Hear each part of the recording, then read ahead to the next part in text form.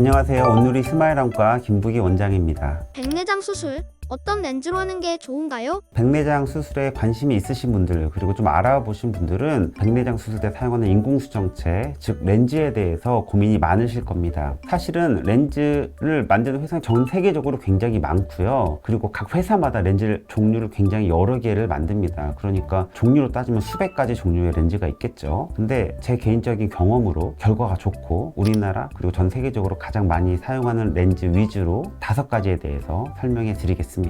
첫 번째는 단초점 렌즈고요. 말 그대로 초점이 하나 있는 렌즈입니다. 중년 이상에서 시력을 말할 때는 먼 거리, 중간 거리, 근거리 이 3가지 시력을 나눠 봐야 됩니다. 먼 거리 시력은 6m 이상 먼 거리를 얘기를 하는 거고, 중간 거리는 보통 앉아서 모니터 보는 거리 보통 70cm 정도 얘기를 합니다. 근거리는 책이나 핸드폰 보는 거리 30cm 정도를 얘기를 하고요. 근데 단초점 인공수정체로 수술을 하면 중간 거리와 근거리를 볼 때는 반드시 돋보기를 착용을 해야 됩니다. 그리고 단초점 인공수정체의 장점은 건강보험이 적용이 되기 때문에 가격이 굉장히 저렴합니다. 양은 합쳐서 한 50만 원 정도면 백내장 수술을 시행을 할 수 있습니다. 다음으로는 강화된 단초점 렌즈 또는 연속초점 렌즈라고 불리는 ING입니다. ING의 장점은 먼 거리서부터 중간 거리까지 잘 보이게 됩니다. 대신에 단점은 30cm 정도 되는 핸드폰이나 아니면 책 보는 거리에서는 불편감이 반드시 생기기 때문에 돋보기는 착용을 해야 된다고 알고 계셔야 됩니다.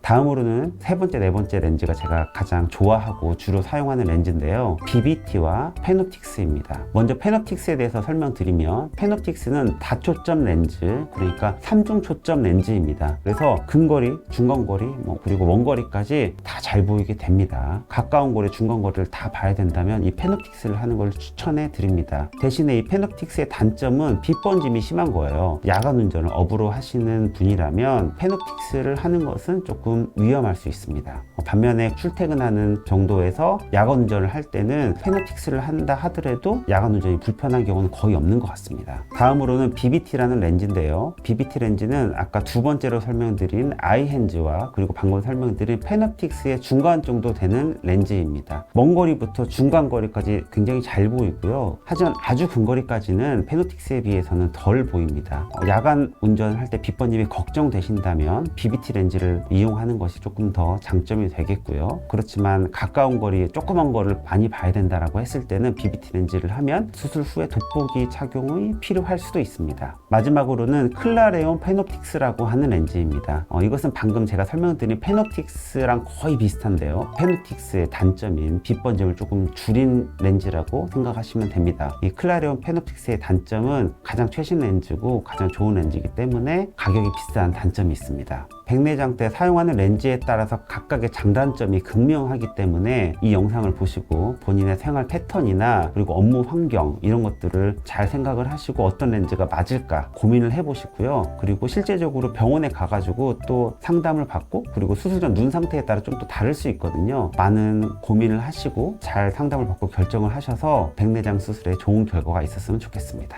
감사합니다.